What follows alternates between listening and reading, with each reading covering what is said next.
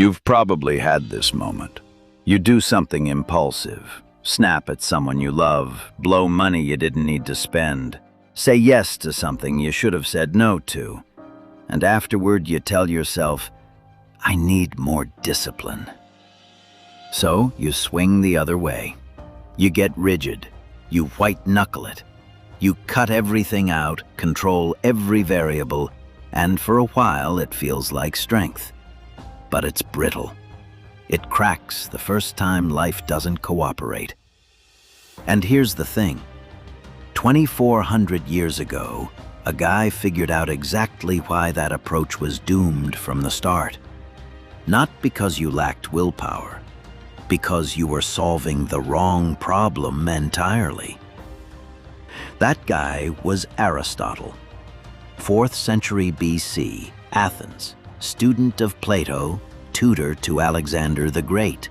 But forget the trivia for a second, because what actually matters here is what he was trying to do.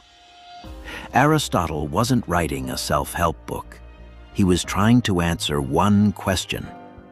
What does it actually mean to live well as a human being? Not to feel good for a moment, not to follow a rule for its own sake, but to live in a way that makes your life good, start to finish.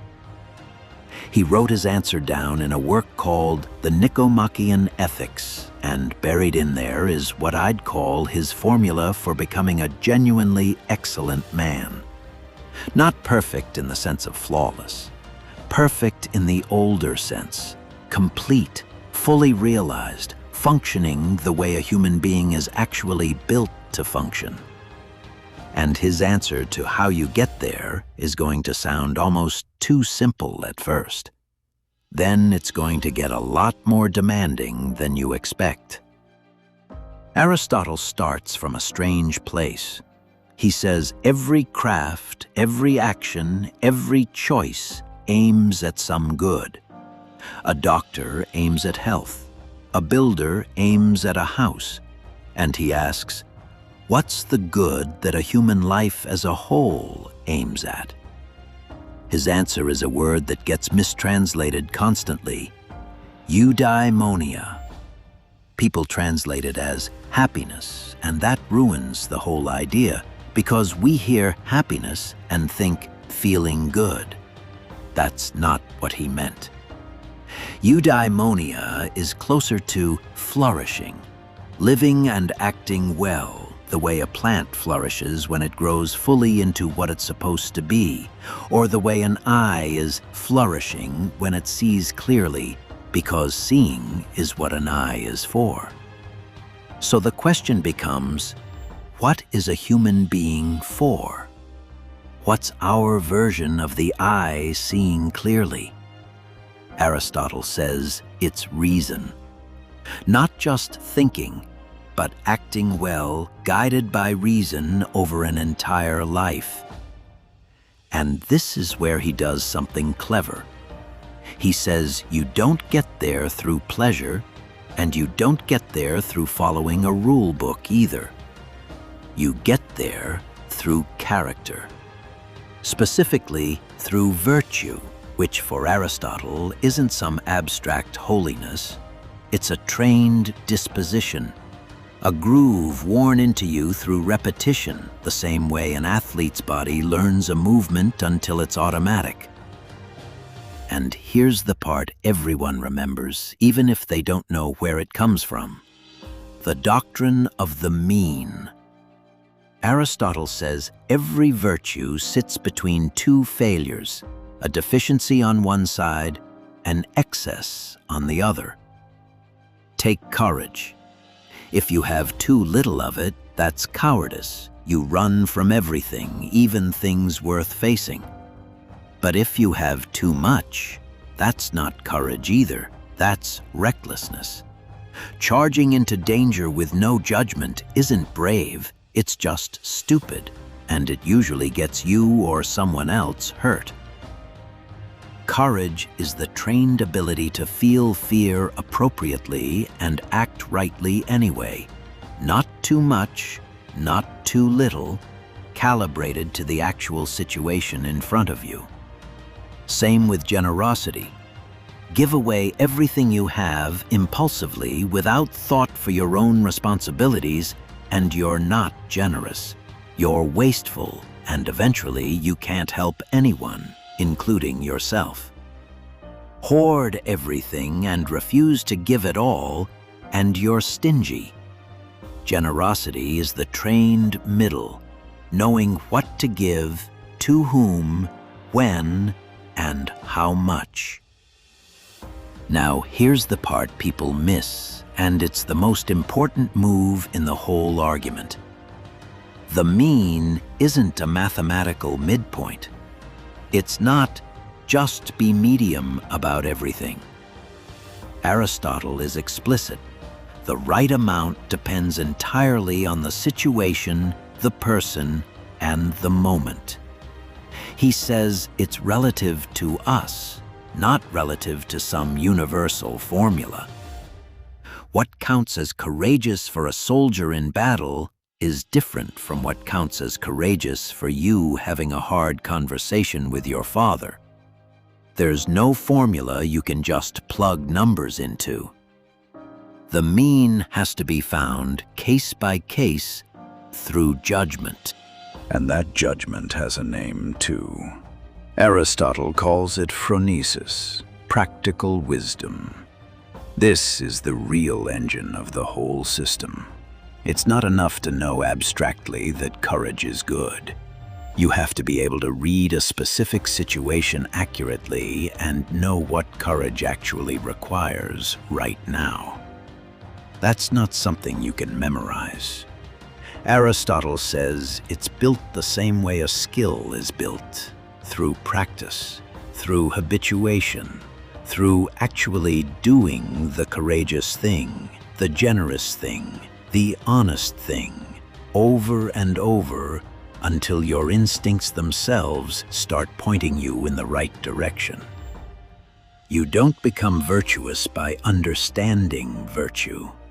You become virtuous by doing virtuous acts until they become who you are. That's the actual formula. Not be balanced, not be moderate.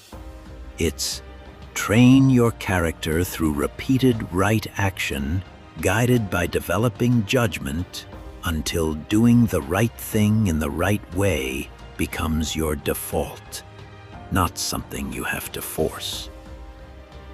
So let's bring this down to something you'd actually run into this week. Think about confidence. Somewhere along the way, a lot of men get told confidence means one of two things.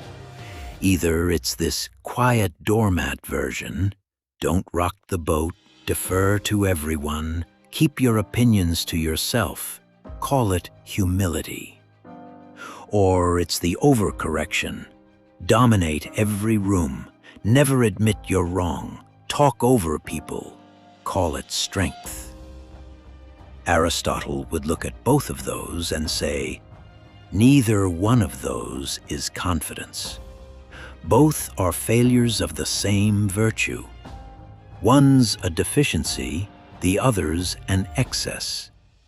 Real confidence, what he might call proper self-respect, is knowing accurately what you're capable of and what you're not, and acting from that accurate picture. That means sometimes speaking up firmly because you're right. And it means sometimes saying, I don't know, or I was wrong, because that's also true. Neither of those is weakness. Both require the same underlying trait, an honest read on reality and the guts to act on it. Same thing with ambition at work. Under-ambition looks like coasting, playing small, never asking for what you're worth. That's the deficiency. Over-ambition looks like stepping on people, burning out, sacrificing everything else in your life for a promotion. That's the excess. The mean isn't want less. It's calibrated ambition, pursuing real growth without letting it corrode everything else you care about. And you don't figure out where that line sits by reading a quote. You figure it out by actually making decisions, watching what happens, adjusting, and slowly building the judgment to know where your particular line is. Same with anger. Suppress it completely and you become a doormat who lets people walk over him. Deficiency. Let it fly unchecked and you become someone people are afraid to be honest with. Excess. The virtue Aristotle names here, patience or mildness of temper, is getting angry at the right things at the right time for the right reasons, and expressing it in a way that actually fixes the problem instead of just venting it. Now, here's where this gets commonly twisted, especially in the corners of the internet obsessed with masculinity. People hear the mean between extremes and they turn it into never feel too much of anything, stay chill, stay detached, don't get too emotional, don't care too much, keep your guard up at all times. And they call that Aristotelian discipline. That is a complete misreading. Aristotle isn't telling you to numb yourself into the middle. The mean isn't about intensity, it's about appropriateness. There are moments that call for enormous feeling.